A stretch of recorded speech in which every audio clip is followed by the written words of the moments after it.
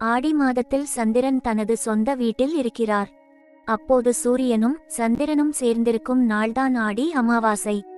சூரிய பகவான் வீரம், ஆற்றல் போன்றவற்றை தருபவர். சந்திர பகவான் மகிழ்ச்சி, அறிவு, இன்பம், உற்சாகம் இவற்றையெல்லாம் தருபவர். தாய் தகப்பன் இல்லாதவர்கள் அமாவாசை நாளில் சூரியன் சந்திரனை வணங்குதல் சிறப்பு.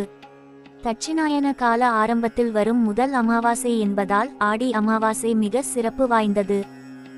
ஆடி அமாவாசையில் முன்னோர்களுக்கு தர்ப்பணம் செய்தால் 6 மாதங்களுக்கு தர்ப்பணம் செய்த பலன் கிடைக்கும். ஆடி அமாவாசை விரதம் இருப்பவர்கள் காலையில் எழுந்து அருகில் இருக்கும் கடல், ஆறு போன்ற நீர்நிலைகளுக்கு சென்று குளித்துவிட்டு இறந்த முன்னோர்களுக்கு தர்ப்பணம் செய்ய வேண்டும். அதன் பிறகு முதியவர்களுக்கு அன்னதானம் வழங்க வேண்டும். அமாவாசையன்று பெண்கள் வீட்டில் காலை உணவு உண்ணாமல் இறந்த மூதாதையர்களுக்கு பிடித்தமான உணவுகளையும் எண்ணெய் பதார்த்தங்களையும் செய்ய வேண்டும். அன்றைய சமையலில் எல்லாவிதமான காய்கறிகளையும் சேர்த்து கொள்ள வேண்டும். விரதம் இருப்பவர்கள் எதுவும் சாப்பிடாமல் எத்தனை நபர்களை வணங்க வேண்டுமோ அத்தனை இலைகள் போட்டு சமைத்த உணவு, எண்ணெய் பதார்த்தங்கள், துணிகள் வைத்து அகல் விளக்கேற்றி தூபம் தீபம் காட்டி முன்னோர்களை மனதில் நினைத்து வழிபட வேண்டும். பிறகு படைத்த உணவுகளை இலையில் வைத்து காகத்திற்கு படைக்க வேண்டும். முன்னோர்களுக்கு படைத்த உணவுகளை காக்கைகள் உண்ட பிறகு வீட்டிற்குள் முறைப்படி அமர்ந்து சாப்பிட வேண்டும். முறைப்படி விரதமிருந்து முன்னோர்களை வழிபடுபவர்களுக்கு அவர்களின் ஆசி கிடைக்கும். முன்னோர் செய்த பாவ வினைகள் நீங்கி அவர்களுக்கு முக்தி பேறு கிடைக்கும். ஆடி அமாவாசையன்று தர்ப்பணம் செய்த பிறகு பசுவிற்கு அகத்திக்கீரை கொடுப்பது நல்லது. முன்னோரை உரிய காலத்தில் வணங்கினால் அனைத்து விதமான நன்மைகளையும் பயக்கும். வருடத்தில் 96 முறை தர்ப்பணங்கள் செய்ய வேண்டும் என்கிறது நமது வேதம். அனைத்தையும் செய்யாவிட்டாலும் ஆடி மற்றும் தை மாத அமாவாசைகளில் மட்டும் அவசியம் செய்ய வேண்டும். அவ்வாறு தவறும் பட்சத்தில் மகாலய பட்சத்தில் செய்ய வேண்டும்.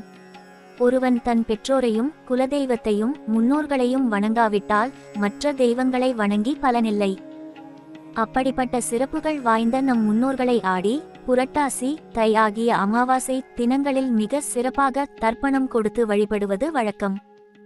இந்த அமாவாசை தினத்தில் எறும்பு, பசு, காகம், நாய், பூனை மற்றும் அந்தணர்களுக்கு உணவளித்து அவர்களின் வயிற்றை நிறைத்தால் கடவுளின் ஆசியும் முன்னோர்களின் ஆசியும் கிடைக்கும்.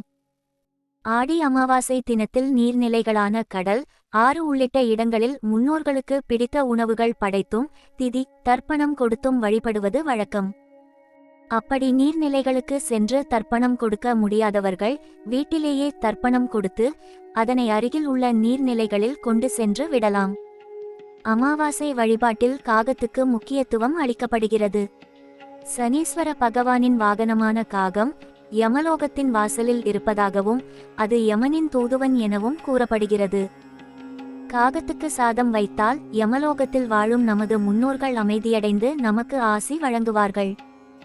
இந்த தவறை செய்து விடாதீர்கள். முன்னோர் வழிபாட்டுக்கு உகந்த அமாவாசை தினத்தில் வீட்டு வாசலில் கோலம் போடுவதை தவிர்க்க வேண்டும். தர்ப்பணம் கொடுக்கும்போது கிழக்கு முகமாக பார்த்தபடிதான் கொடுக்க வேண்டும்.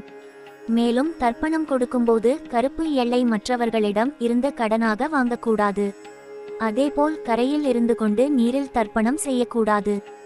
நீரில் இருப்பவர்கள் நீரிலும் கரையில் இருப்பவர்கள் கரையிலும் தான் தர்ப்பணம் கொடுக்க வேண்டும். ஆடி அமாவாசை வழிபாடு செய்வதன் மூலம் பித்ருக்கள் நற்கதியை அடைவதும் திருப்தி அடைவதும் மட்டுமல்லாமல் நம் வாழ்வில் நற்பலன்களும் பெருகும். பணப்பை மேலும் கடன் பிரச்சனைகளிலிருந்தும் விடுபடலாம்.